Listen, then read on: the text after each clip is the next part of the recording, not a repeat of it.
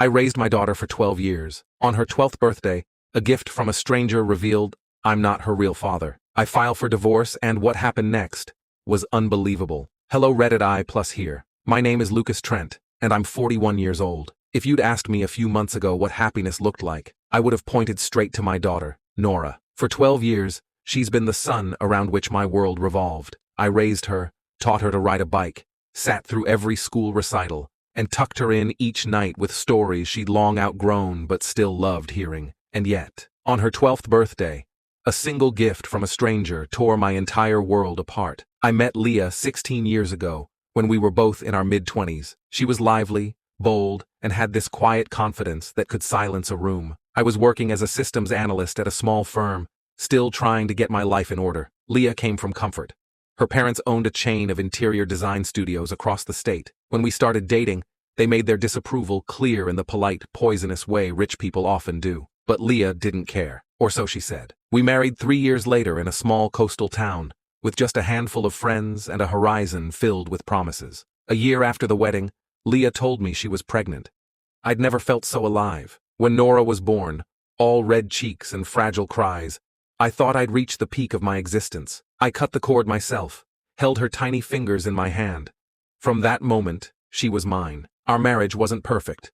Leah and I had our fights, mostly about money, my long work hours, and her parents' constant interference. But Nora made everything worth it. I'd wake up early just to make her breakfast before school, even when my job demanded late nights. We'd have Friday movie marathons, just the two of us, piled under a blanket with popcorn and soda. She looked up to me in that way kids do when they think their father can fix anything. People often said Nora had Leah's hazel eyes and soft curls. I didn't mind that she didn't resemble me much. Genetics can be strange after all. She had my sarcasm, my curiosity, and my stubborn streak. That was enough. Her 12th birthday was supposed to be magical. Leah planned a backyard party, string lights, music, balloons shaped like stars. We invited her entire class and half the soccer team. That morning, I was grilling burgers while Nora darted around in her new dress, laughing with her friends. The smell of charcoal and frosting hung in the air, and for once, everything felt simple again. Then the doorbell rang. Leah went to answer it. When she came back, her face was pale. The kind of pale that tells you something is very wrong. "There's a man here," she whispered. "He says he needs to see Nora." At first I thought it was some kind of delivery mix-up, maybe a late gift from a relative. But the look on Leah's face said otherwise. I wiped my hands and went to the front door. Standing there was a man I'd never seen before. Tall, mid-40s, sharp suit, and an uneasy look in his eyes. He held a neatly wrapped box in his hands. "Mr. Trent?" he asked. I nodded slowly. "My name is Graham Holt," he said, voice low. I have something for your daughter." I frowned. "Do we know you?" His throat tightened. "It's complicated. Please, just let her have this. It's her birthday." Everything about him screamed wrong, but before I could speak, Leah appeared behind me. Her hands were trembling. "It's okay, Lucas. Let him give it to her." That stopped me cold. She knew him. Graham's eyes softened when he saw Nora bounding down the hall. He knelt down and smiled sadly. "Happy birthday, kiddo." She thanked him politely. Her mother had raised her well, and began unwrapping the gift right there at the door. Inside was a handcrafted jewelry box, painted in soft lavender and gold. When she opened it, it played a delicate tune.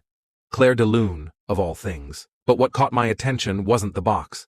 It was the envelope taped inside the lid. A plain white envelope with Nora's name written in elegant handwriting. Graham told her quietly, "There's something for you to read when you're older. And inside, there's a necklace. Keep it safe. It's part of your story." Nora opened the small locket and smiled. But my world froze the moment I saw what was inside. On one side was a photo of Leah, much younger, holding a glass of wine. On the other was Graham, the same man standing in front of me. "Who's that?" Nora asked innocently. Graham's lips quivered. "Just an old friend of your mom's." Leah's hand found my arm, digging into my skin. "Go show your friends, sweetie," she said quickly. "Daddy will join you soon." When Nora ran off, the silence between the three of us was suffocating. I stared at Leah. "Who is he?" Graham sighed. "I'm sorry to come like this. I tried reaching Leah before, but she never replied. I wouldn't have shown up if I didn't have to." "Have to?" I snapped. He swallowed. "I'm sick. Heart condition. I don't have much time left. And before I go, I needed to tell the truth. Nora deserves to know who I am." The air left my lungs. Leah's face turned ghost white. "Graham, please." Not here, not today, but I already knew. I turned to her, my voice barely a whisper. What's he talking about? She broke. Tears welled up as she choked on her words. Lucas, please, not now, tell me, I demanded. And then, right there, between the laughter of children and the smell of birthday cake, my wife confessed that 12 years ago, during a brief separation early in our marriage, she had a fling with Graham Holt. She never told him she was pregnant, and she never told me there was any chance Nora might not be mine. That night, after the party, I sat in the dark living room, watching the shadows move across the walls. Nora was upstairs, sound asleep, wearing that damned locket. Leah came in, crying, apologizing, saying she'd made one mistake and spent 12 years trying to forget it, but the damage was done. I need to know, I said finally. We're getting a paternity test. She begged me not to, said it didn't matter, that I was the only father Nora had ever known, but I couldn't live inside a lie anymore. A few days later, we went to the clinic. Nora thought it was just a checkup. She smiled at me the whole time, completely unaware that the man holding her hand was desperate for scientific proof that she belonged to him. The technician said the results would take a week that felt like a lifetime. When the results were ready, I picked them up during lunch. The envelope sat in the passenger seat of my car like a bomb. I couldn't open it for hours. Finally, I tore it open. And there it was, in black and white, probability of paternity, 0%. I felt my chest cave in.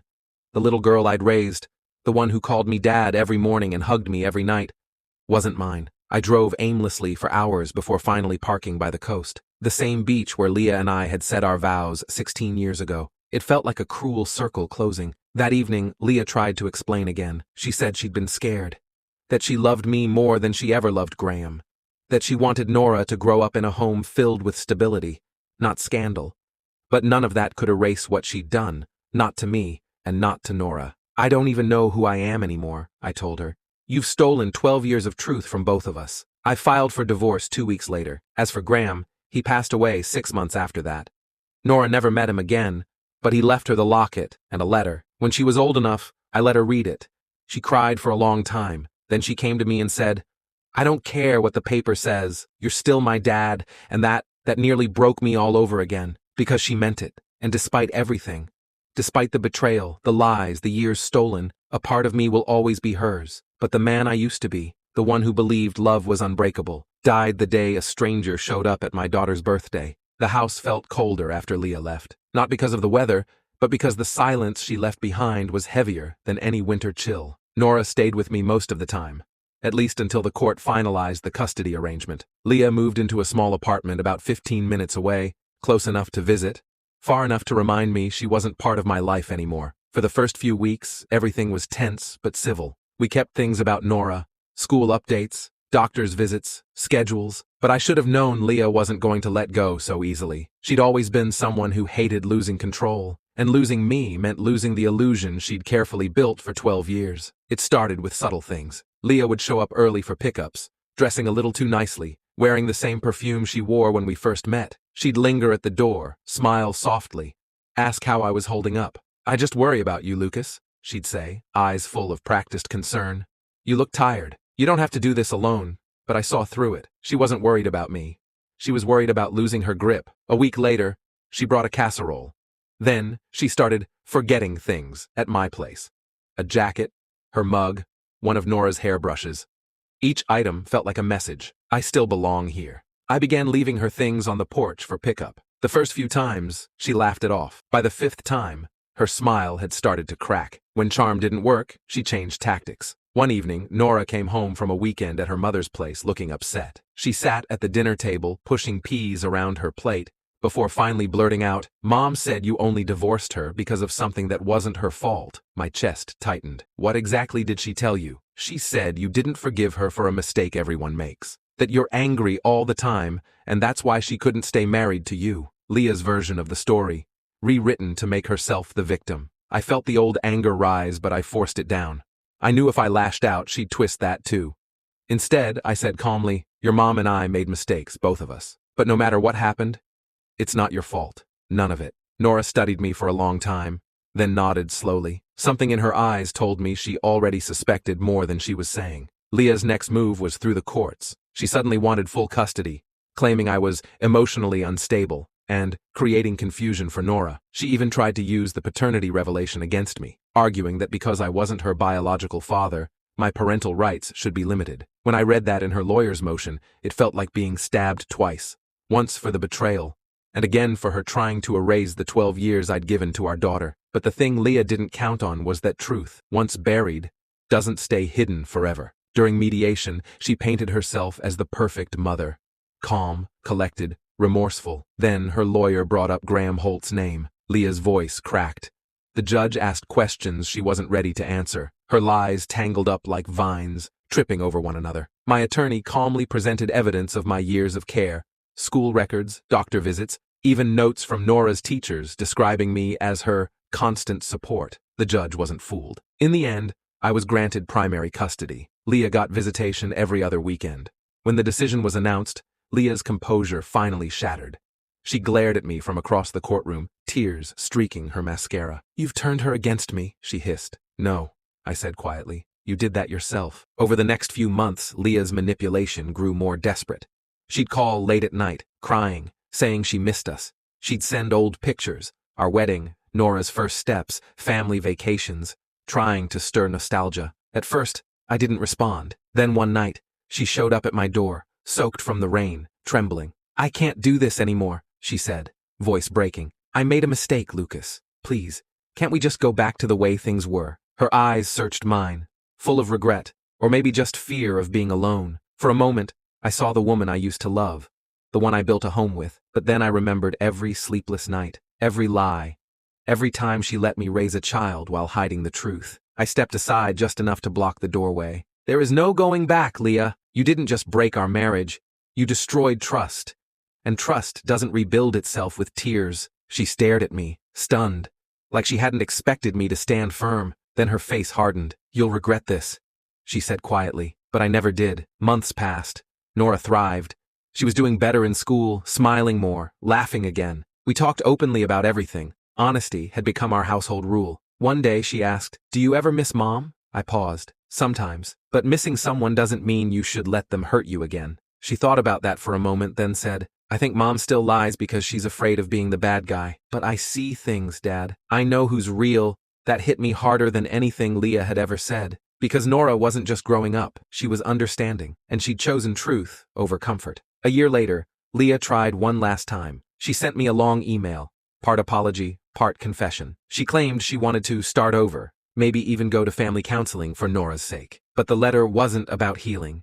It was about control, about rewriting history to make herself look better. I didn't reply. Instead, I forwarded the email to my lawyer, then deleted it. A week later, Nora handed me a small envelope she said her mom gave her by accident. Inside was a photo of the three of us, back when Nora was 2. On the back, Leah had written, "We were happy once." You can't erase that. I looked at it for a long time. Then I tore it in half and dropped it into the trash. Because she was right. I couldn't erase the past, but I could choose not to live in it anymore. Years later, Leah moved to another state. We spoke only about logistics when necessary. Nora kept in touch with her mother, but never let herself be pulled into Leah's emotional games again. By the time Nora turned 18, she'd become strong, wise, and fiercely independent. Nothing like her mother. On the night of her graduation, she handed me the locket she'd once loved so much. "I don't need this anymore," she said. "It's just metal and pictures. What I need is you." I hugged her, feeling the weight of 12 painful years finally lift from my shoulders. Leah had spent years trying to twist the truth, but in the end, it was truth itself that undid her. No manipulation, no story, no guilt could undo what was real. The bond between a father and the daughter he chose to love, even when the world told him not to.